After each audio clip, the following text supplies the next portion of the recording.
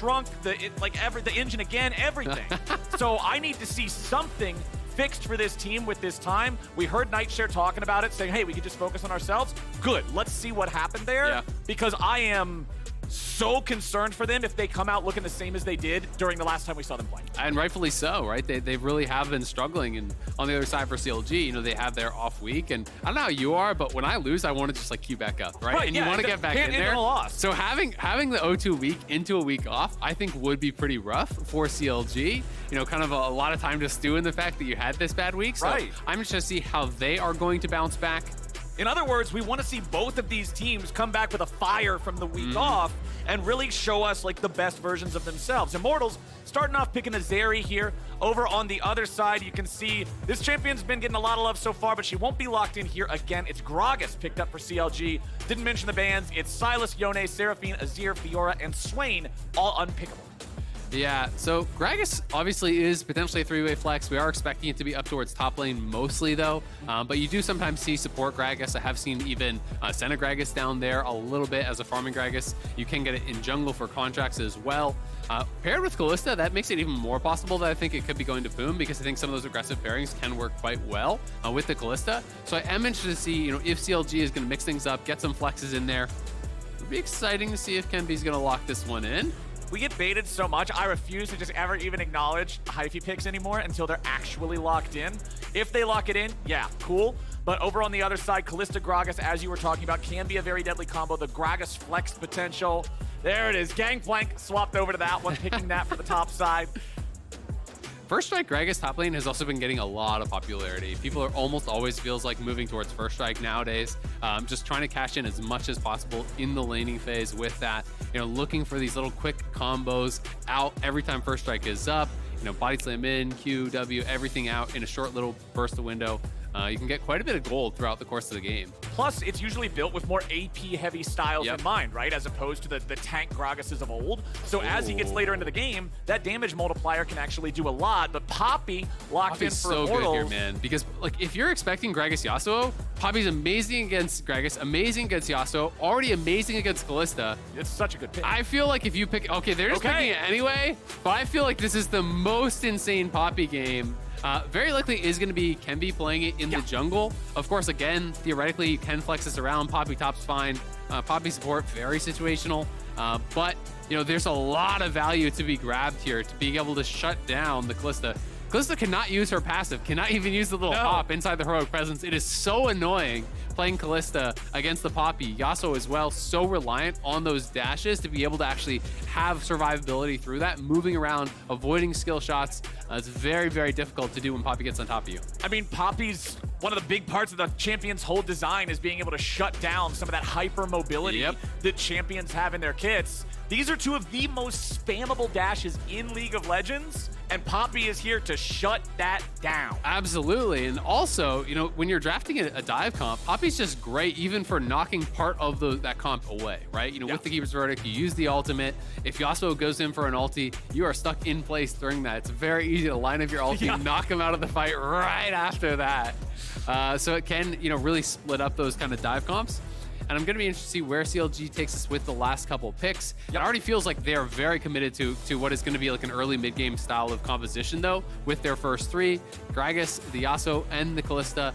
These are champions that really do spike on, like, 2 items, right? You know, Yasuo, people used to talk about Yasuo as this really big scaling champion, but I really see it as like, once you have your shield bow plus IE or whatever, like that is your peak of power. That is the strongest you're gonna get in the game. And I feel like the item rework is kind of what led us to that, right? The fact that Immortals shield bow can be that one item that gives you your sustain, it gives you your shield so you're able to go in, it goes towards the crit so the second item can be IE. It just feels like that really was the piece that made it so they're able to feel like they have that spike so much earlier. The CLG, we've got LeBlanc and Talia banned out. It was Sonata and Ornn from Immortals, and Gwen locked in for Counterlogic Gaming. With Gwen coming in, you are expecting it to go to Contractz, you know, and generally when you're playing Yasuo, it's going to be Yasuo mid paired with the Gragas jungle. Theoretically, they could still be flexing support Gragas and, you know, and grabbing something else as a jungle for their 5th pick.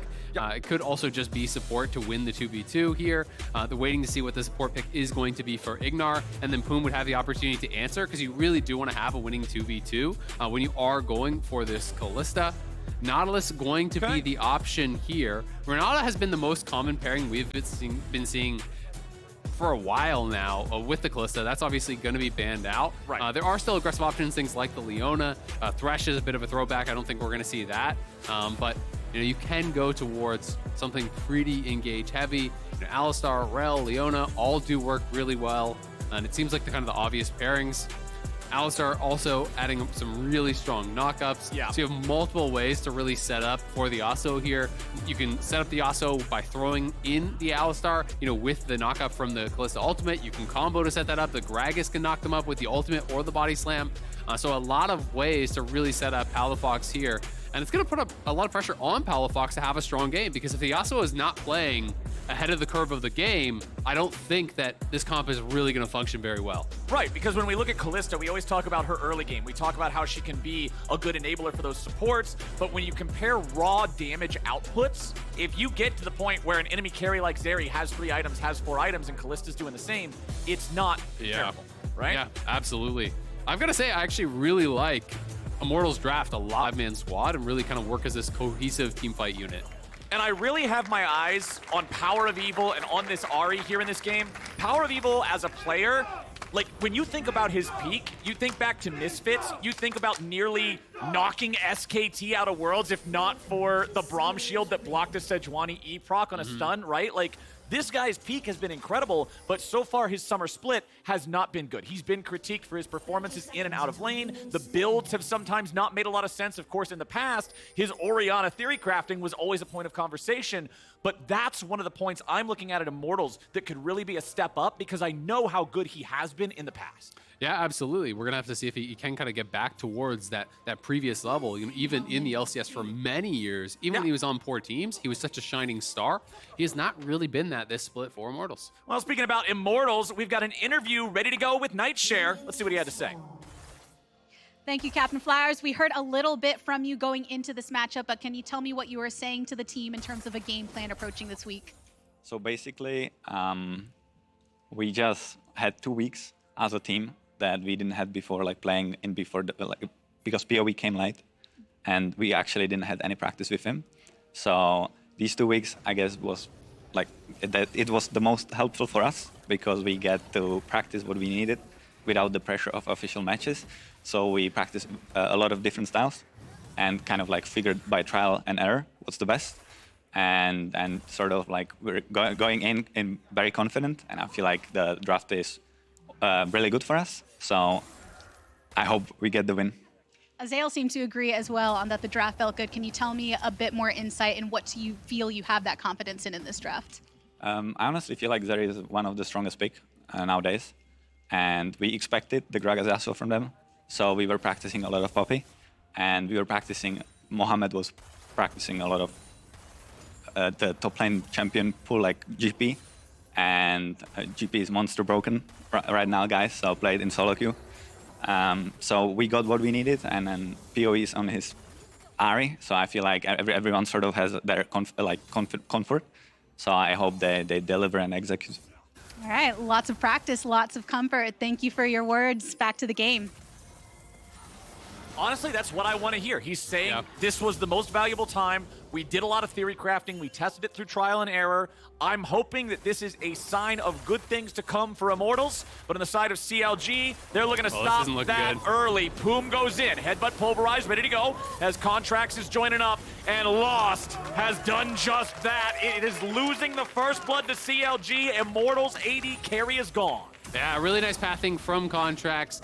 Starts red, Raptors over towards Gromp, straight down towards bot. Able to get the wraparound there. Really well set up by Poome, and there just wasn't an early ward from Immortals. Nope. They were not expecting that early of a visit from Contractz, and he punishes them. I honestly am really impressed with Contractz just as an individual player. I think in Spring Split, he did not have good performances. No. I was very critical of what he was doing back then, but now here in Summer, he just seems completely revitalized. He's having good pathing. He's making plays early that are getting this team online, and I'm excited to see him on a champion like Gragas that has all that playmaking potential, because I'm expecting him to really use it. Yeah, absolutely. I do think he is having a very revitalized split. He has been really much more aggressive, much more successful in the plays that he is looking for. been a lot more consistent in the team fights. You know, I think Contractz had some good moments back in spring, but there was a lot of standout moments that were standout for the wrong reasons, where he's going too aggressive, he's getting really punished for it, and has really been able to step up, and I think that's a big reason that CLG has been looking a lot better. Of course, they did make some changes, but overall, you know, this team has improved vastly, and it's exciting to see. Well, Dhokla is almost out of mana here in the top lane, but he's just trying to get this wave shoved in before he goes back. You can see at least he's regenerating a little bit there with getting awkward, health potions, so not any mana coming back, but yeah, he should be all right. He's trying to get this shoved up a little bit more, but unfortunately, that wave is just coming in. Yeah. It doesn't look like he's going to have an easy time getting this shoved all the way. We, luckily, from our omnipotent point of view, can see that Kenvi is not nearby to try to punish this, but Dhokla is definitely staying as long as possible, just trying to get this all the way in. You can see the first couple of melee minions finally getting shot by the turret, but he does have to be respectful that Revenge can lay some damage into him here. Yeah, absolutely. I mean, he's going to have to base, and there was still at least 4 range minions there, so Revenge could actually hold the wave if he wants. I'm not sure if he was clearing it out or not, couldn't quite tell. But yeah, so he's going to hold the wave. It's still going to be a freeze, so Dhokla couldn't actually quite get the crash. He is up in farm, has a better base, so he's going to actually base, TP back, and push in here to get that crash. Revenge did go for an early cheater recall, so he still has his TP, so it's not a big deal if he is pushed in under his tower at this point. Oh, could be in trouble again. Poome's looking for it. He flashes after Lost, who did not use his flash the first time around. CLG don't even need any help down here now. 2v2. Ignar survives with 1 auto attack's worth of health. Very well played by Poome. You know, goes in for the initial combo. The flash follow with the trample there to get that stun out. Allows Luger to close the gap, just using that passive, hopping in close, then flashing in to finish off Lost, getting another kill. It's just a well-timed play. Yep. You know, Lost stepping up here to try to get that CS in right as he goes for the W. The Q connects there from Luger. Ignar does go to peel, but it's a flash follow here from Poome. Lands the passive stun, then Luger hopping forward, utilizing Ignar to close the gap, then flashing in to get that follow. Almost able to get a second kill. Zeri way behind already. You know, it's the Noon Quiver plus the completed tier 2 boots and the Doran's Blade on top. So that's a good 1,500 extra gold of stats this early on that Luger has with a stronger early game champion. And he still has exhaust available, so it's not even like there's any sort of an opportunity to look for an all-in or try to punish on the other side. It's looking rough already early on here for the Immortals bot lane. That bot lane specifically, though, at least if you're looking for a silver lining here, you're saying, okay, the lead is concentrated in bottom lane. We can still try to make something happen somewhere else. You can see Kenvi hanging around down here as Immortals tries to get this wave to crash. He does not want Contractz to be able to make a punish, but Contractz has his eyes on the other side of the map. Goes into the body slam. Revenge. He'll try to fight him off as long as he can, but he's not even going to waste the flash. He knows he's dead, and Contractz signed the death warrant. Yeah, they get the easy kill, and he did use the ultimate defensively. He doesn't use the flash, but GP's ulti early game is so long. There's a 3-minute cooldown. Like, that is ridiculous. Like a stoner spell. Yeah, basically. So not going to be able to have that for any sort of a cross-map play. Is going to mean, without the ulti, you really have no shot actually looking for any sort of a 1v1 against Gwen either, so Gwen's under a lot less pressure.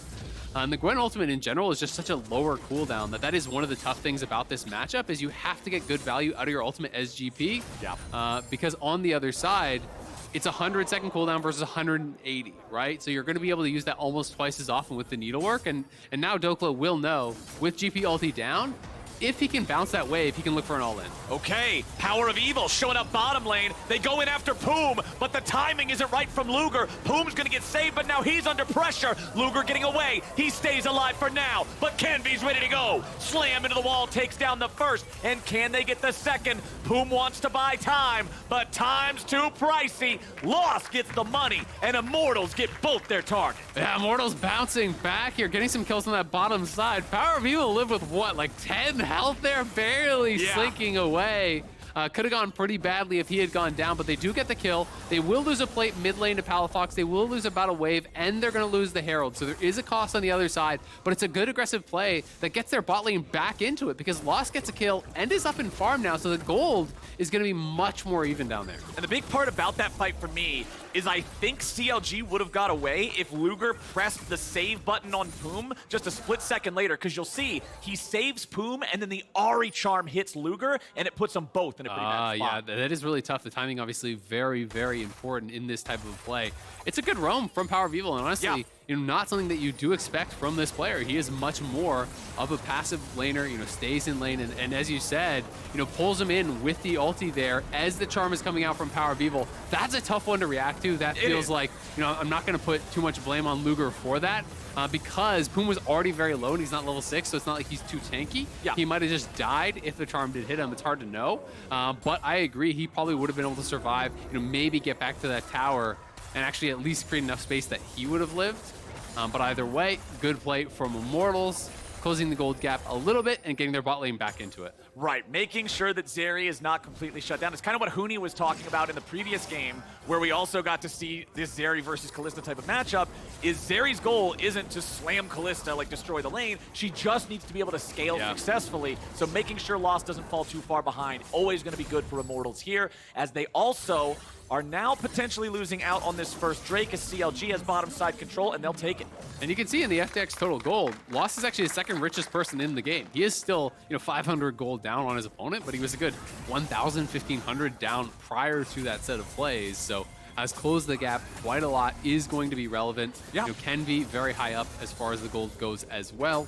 And Poppy is going to be really difficult to deal with. Oh, flash ulti coming in. They're ready to go. They know that Poome is nowhere nearby to save him, and Lost can put the bullets in Luger. Easy.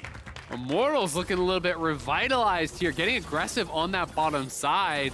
On top side, Revenge knows he's got to back it up. It's just using the ult defensively, and now Poome caught out here. Poome also in trouble. Palafox and Contractz coming in to try to help him. That Alistar ulti's buying a lot of time, but Kenvi removing the enemy mid laner from the equation means Immortals won't lose anybody.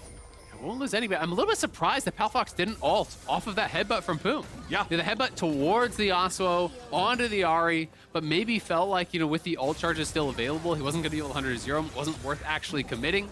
Contractz, though, looking for a bit of an invade, steals away some of those little raptors. Yeah. At the end of the day, not too much gained on either side. Scuffle, some ultis traded. Yep. But not too big of a deal there.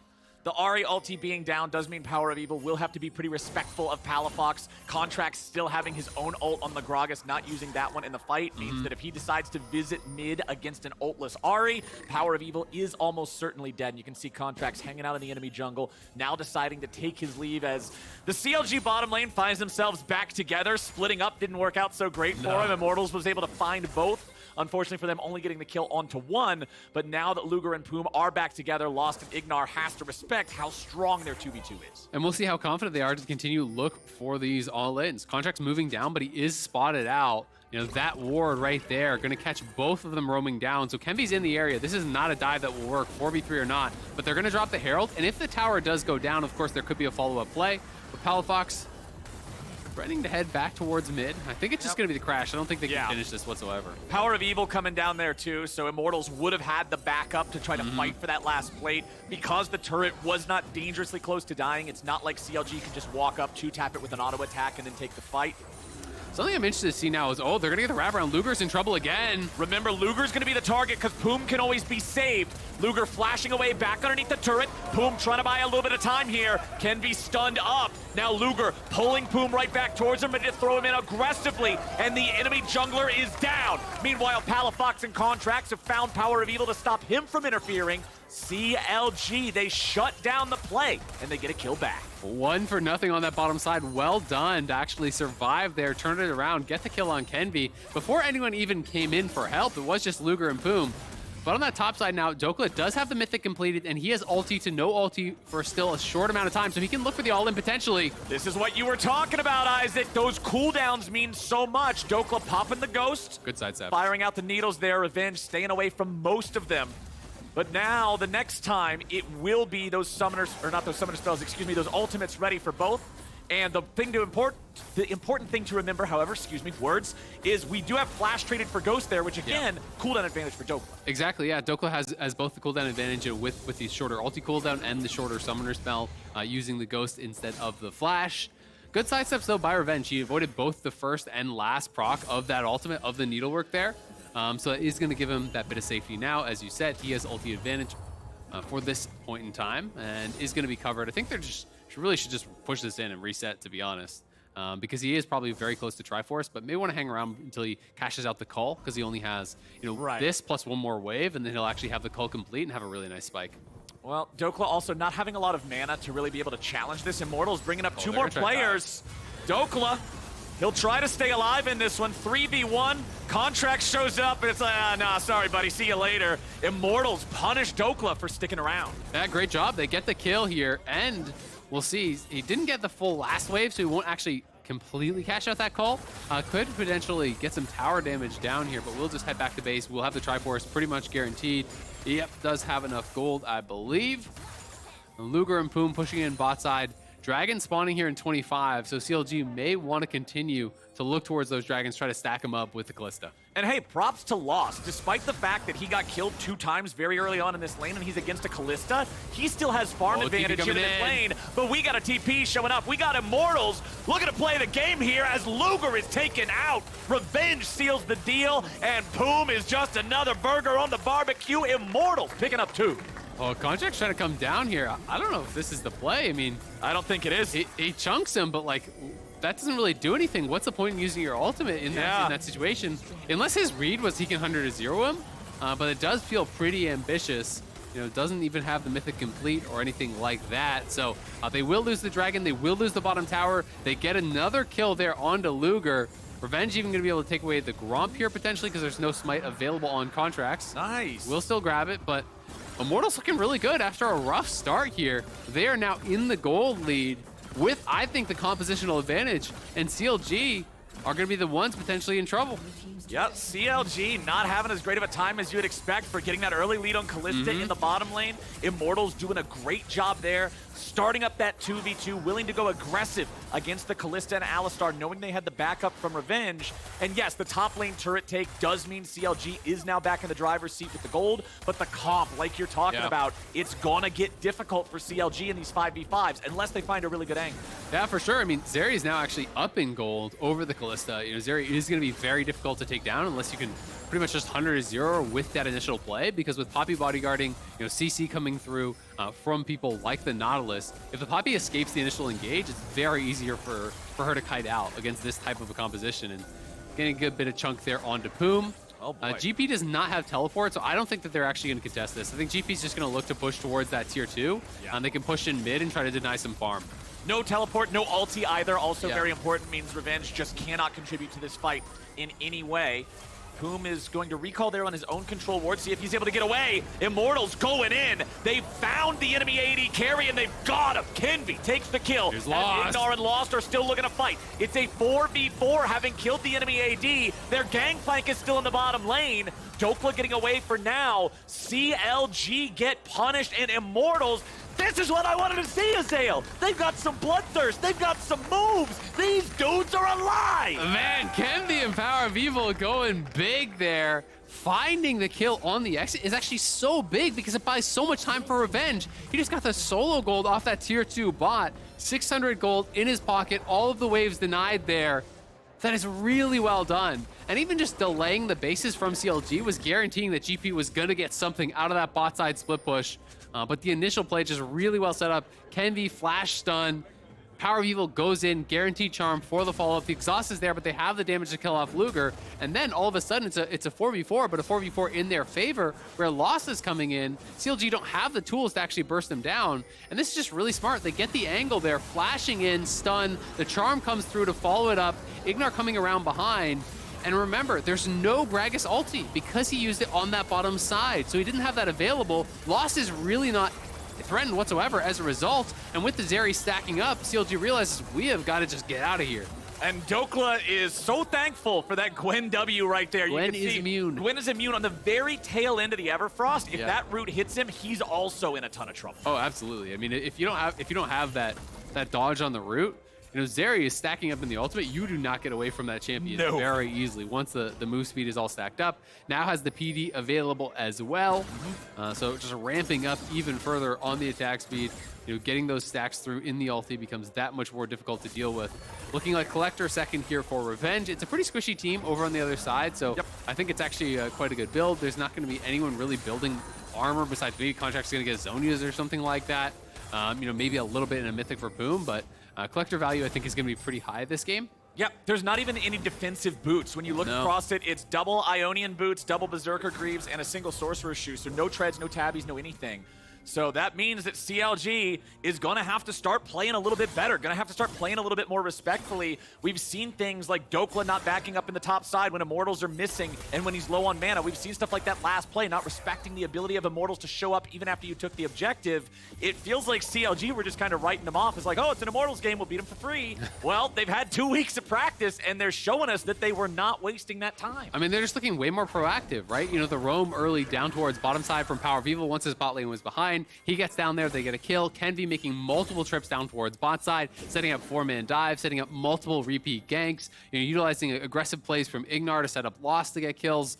Immortals looking much better here today.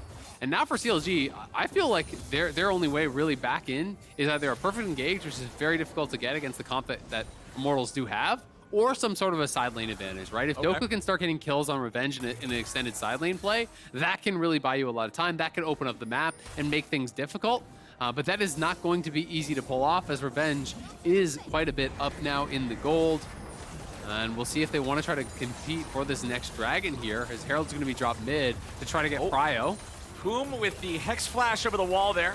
We'll see if he tries to make any sort of a move. Goes after Ignar, and now has to be pulled to safety. Luger saving his support as the Gangplank ulti showed up, made sure CLG did not want to go in any further. Yes, the Herald charged mid, but there are no turret plates, and it didn't kill the turret, so there's not a ton of value that they found out of that one, as it's already stopped, and Immortals is ready to potentially fight for the Drake here.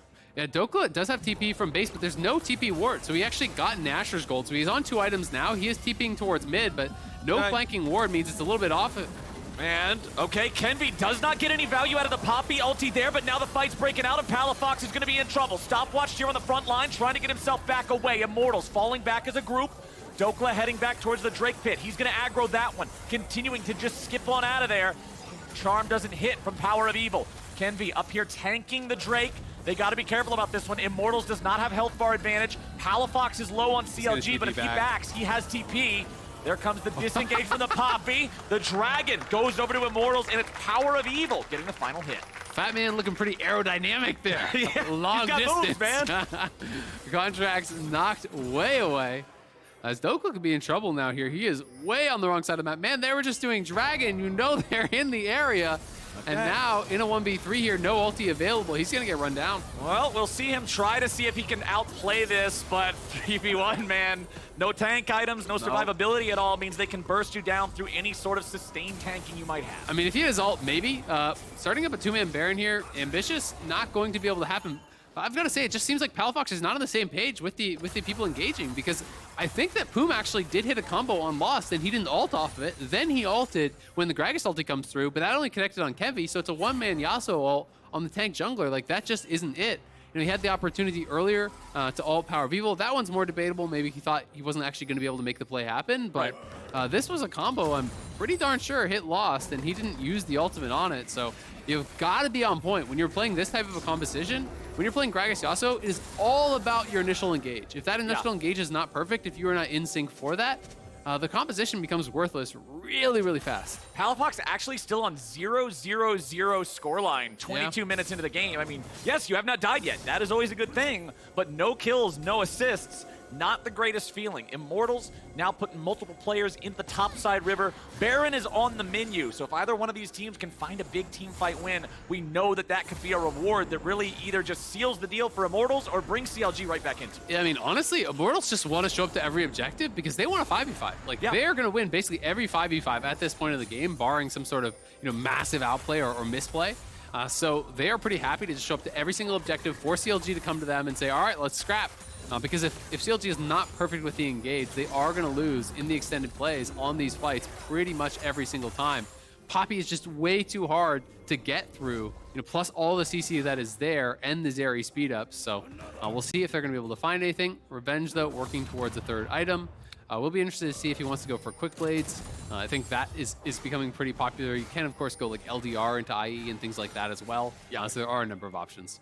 Of course, not going to be, I would not expect any sort of Essence Reaver or anything, since you already have Trinity Force. That's one of those popular items on GP that works on other builds, but not this one. Yeah, more with lethality mythics. Yeah, exactly, right? Yeah, like sometimes you see stuff like that, but with Trinity Force being the pick, that's not on the menu. I'm always a fan of Navori because I think it's one of those items that breaks the game. I think that having the cooldown reduction, it's not quite as bad as Spear of Sojin was an abomination that shouldn't have lasted as long as it did. That item, you don't think that Jax should have perma Counter-Strike? Every time I see Jax, I can still hear the helicopters in my mind as down here in bottom lane, we've got Dhokla and Revenge going head-to-head. Dhokla backing away as PowerOfEvil shows up with the teleport.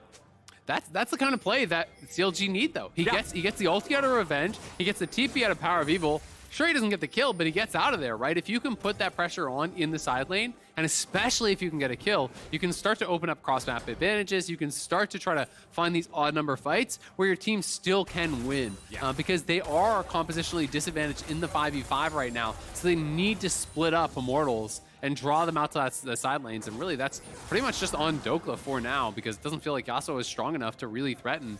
He is working towards his IE, but still a long ways away. He needs his combined gold, but he still needs 500 more for even the BF. So, 17, 1800 gold thereabouts to actually complete the IE. PowerOfEvil going for the Playmaker Ahri build. Everfrost into the Zhonya's allows Ahri to dive in, look for the Everfrost into the Charm combo to really set up some sort of a pick. It's not the highest damage possibility, of course, but I really like this build because it enables the Ahri player to do so much, right? It allows that to be another one of those mechanisms that can really set up a move for the side of Immortals. And you can see PowerOfEvil just continues walking forward here. Charm's going to come out. Palafox with a nice reaction there on the wind wall. Of course, because wind wall appears behind Yasuo at first, it's pretty easy to block those projectiles, but there is your Everfrost follow-up. Lost coming in to provide the damage. Charm lands. Palafox turning it around or trying to off of the Contractz ulti, but he can't do it. And Contractz is now in the middle of 5. He's got no ult to disengage. He's got no way home. And PowerOfEvil has got his number. Immortals, 2 for nothing. One of those is the enemy jungler, Azael. It might be time for the big purple worm. Yeah, make it 3 for nothing because I think the Baron is going their way. CLG may try to contest here, but that would be such a long shot. You can see Dhokla's just pushing mid. There are assist pings on towards that dragon, so potentially Luger will try to go over there and rush it down, but I'm not even certain that they can get that in time. Would be a little bit risky. Either way, though, Immortals 2 for 0. They grab the Baron. It looks like they will reset, so they won't try to get down here and contest, so will be a second dragon for CLG, but that is nothing that you're concerned about on the Immortals side. They are just dominating CLG straight up. I mean, CLG had a good early couple minutes in that 2v2 and with the early gank from Contractz. That's been about it for bright spots for CLG in this game. They have not been able to really make anything happen since then. It's been all Immortals all the time.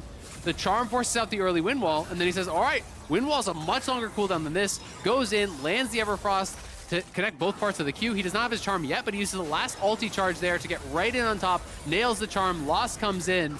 The long distance ulti from Contractz is there, but you are not even close to 100-0ing Lost here. He doesn't have the IE. If he had the IE, maybe there is some threat, but without even the BF, he's just on the shield bow in pieces, so far away from really being able to threaten that true 100-0.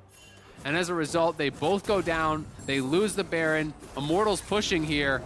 All right, Poome goes in, Palafox goes in, Lost goes right back out, and now Palafox is in some trouble, under some pressure. He's going to be blown up. Immortals grabbing a killing spree as Lost uses the stasis yet again to stay alive. Revenge peels up with the oranges. Dhokla? Now it's Poome in some trouble. Dhokla's chopping him up a little bit, but PowerOfEvil has arrived. Immortals lose 3, CLG do the same. 2v2 left on the map, and PowerOfEvil is on the hunt. He goes in for the orb, not gonna find it. Luger barely getting away. Healy, flash charm. Oh no! Misses, and PowerOfEvil will pay with his life. Oh man, that's a fatty shutdown as well. Flashed it in there. He was feeling it. Oh man, he was definitely feeling himself on that one. If he was able to hit it, would have been pretty clean, but was not able to. Ends up being 4 for 3 in the long run for CLG. Basically all the Baron buffs are gone except for 1, so the Baron power play is now negative. That's pretty much gone. And you just gave over a fatty shutdown to Luger, who's one of those win conditions here. We can see it one more time in the Rocket flip the switch replay. so much is about the initial engage. Poome over the wall, beautiful stuff. Does land that two-man ulti. This time they get onto Lost. And then Dhokla coming from the bottom of your screen. The TP flank here made all the difference right in onto Lost. The stopwatch buys a little bit of time, but he's not able to create any sort of a distance to actually get away from Dhokla. So Dhokla finishes him off, is able to kill Ignar as well. And on the top part of your screen up there, they were able to actually finish off the Poppy. PowerOfEvil coming in here, feeling himself. Last charge, flash charm, not able to connect. I think he was predicting a juke to the side there from Luger. Yeah. Luger does not juke, and the shutdown goes the way of Luger. 600 gold going his way. You can see the frustration on his face. They know that can be a game-changing play. They were looking so clean for so long. A great engage from Poome, a great flank from Dhokla, and a little bit of a misstep there from PowerOfEvil means all of a sudden CLG's chances in this game are realistic once more. And PowerOfEvil, he had full HP, he had his ultimate still ready. I can see what he was looking for there. Yeah. Luger was at 2/3, right? He's thinking, okay, I hit Charm, I get him with Foxfires, he's just done. But unfortunately, Luger had the read. He was like, okay, if he's going to make a play, it's here. And that sidestep was just an insta-punish.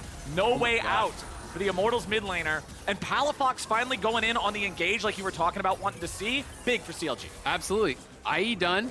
Randuin's done. A full Randuin's, I believe, purchased up there from Luger. And remember, it is, yes, there's an Ahri, but besides that, it's mostly physical damage, and Ahri is more of that utility-style build with Zhonya's, with Banshees, with the Everfrost, with CDR boots. This is not a 100-0 style, so he's not as concerned. He knows that most of the damage is going to come from GP, from Poppy, from Zeri. That is all physical. And if you can not 100-0 Luger, he becomes much more of a problem. With that Rage Blade, with the attack speed, you know, he is going to be very, very tanky. And Dhokla as well, now on 3.5 items here. They're trying to look for a pick on that top side. Well, here comes Kenvi. He'll go over the wall. Oh, he's in looking trouble. for Dhokla. They're everywhere. Who's going to try to stand and fight, but the numbers just keep pouring in for Immortals. Dhokla nearly killing Revenge. Dhokla just barely misses it. So that was so close. Dhokla just missed on one of the ulti charges there. If he had hit the wall, would have had him. Buys the death cap as he goes back to base. Unfortunately, really poor timing on the death because the respawn here. He does have TP, so we'll see if he can actually get there in time, and they still want to try to play for this. Yeah. Revenge does have his ulti, though. Dhokla will not have his ulti and will not be there at the initial spawning. So I think they're going to make the right call and probably just give this one up. It's not worth flipping the game when Dhokla does not have his ulti. Yeah, that's one of the things you earn by having an even Drake state, right? It doesn't have this same pressure that we see in a lot of other games where it guarantees that they're going to be getting the soul. As Immortals move into the river, they have control and they know it. They know that they have Dhokla dead for the next 10 seconds. The Gwen ulti is so short that it's actually the same as his death. So it's going to be up, but I take it back.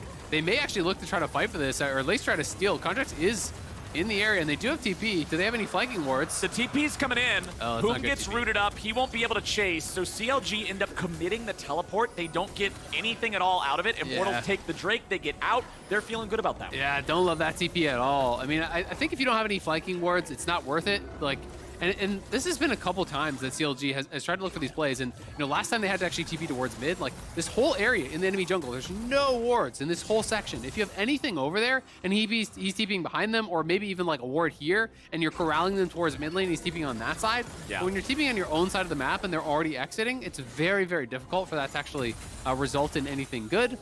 So, unfortunately, it does mean that they're now down a TP. Revenge still has his, so Revenge can just go bot, but they're threatening the Baron, and Revenge will actually TP to respond. Ignar going in. Palafox walking out of that one, but PowerOfEvil's looking for him now. Palafox getting away back to the Baron. Poome's able to find the 3-man knock-up and the follow-up from CLG. Now Revenge is in trouble. CLG health bars are looking good, and Immortals are looking for any way out. They're going to try to end. Right now, they're going mid lane. It's just Kenvi and PoE. Immortals try to take the fight, and they get roasted by CLG. And just like that, it's all over. Chugga, chugga, chugga, chugga, chugga, chugga, chugga, chugga. That's the sound of the CLG Hunt train, and it has the track straight down mid lane. PowerOfEvil tries to escape. All the minions are gone. Tries to help him hold the line. The minions are gone, but it won't matter. Kenvi's juggled up into the air, and CLG don't care. 33 minutes in, they take Immortals out. What a comeback from CLG. Man, Immortals are going to be so frustrated with that loss, though. They had a really good mid-game and all the way towards the late game, securing that Baron, but CLG finding the right engages there and everything falling apart for Immortals. So much credit deserved, though, by Poome for that initial engage on the Baron push, flashing over the wall, catching Lost out of that Raptor pit. Palafox goes in, and in that final engage as well, very well coordinated from CLG, everyone piling in at the same time there and roasting Immortals as they try to enter towards that Baron. But they didn't need to force the fight, honestly. They had TP advantage. They could have tried to just play through bot, wait until CLG starts it up, use the TP ulti to dissuade them, try to play it a little bit more slowly. But CLG forced their hand and forced their mistake, and they're able to capitalize on it. And you put it out earlier. You said when you play these Gragas Yasuo comps, or these Alistar Yasuo comps, it's about the big engage. It's about that explosion. And you were rightfully critical of, we haven't seen Palafox go in when these knockups happen. Once it started happening, the mid lane fight, where afterwards PowerOfEvil overextended, that was started off by Poome and Palafox. The game-ending fight was started off by Poome and Palafox. Once CLG found that comfort and found that coordination, the team fights were that explosive element that they needed. Yeah, absolutely. And I mean, as soon as Palafox hit IE, he was a big threat in those fights, right? He completes the IE. He's able to put up so much upfront damage. You know, Luger was not being threatened because the engages were so good. Luger got to a pretty quick 4 items, you know, got back ahead of the pace of the game, had a great early laning phase. Then, of course, Immortals, I think, was striking back and really kind of put him down. But after that big shutdown that he got on PoE, he had enough gold to buy that full Randuin's.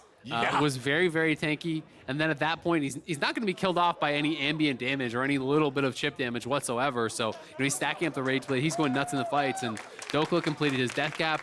Gwen becomes so threatening at that stage. So it's one that Immortals are definitely going to want to have back. And it's kind of a weird game to think about, right? Because it's like, there was a lot of positives. There was like 20 really good minutes from Immortals, right? Where they can be very happy, but at the end of the day, they still walk away with a loss. So it's definitely going to sting for them.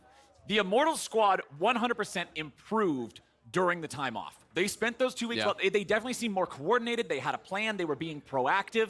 Unfortunately, it's still not all there yet. But on the side of CLG, yeah, there's 20 minutes in that VOD review where you're just facepalming the whole time like, oh my God.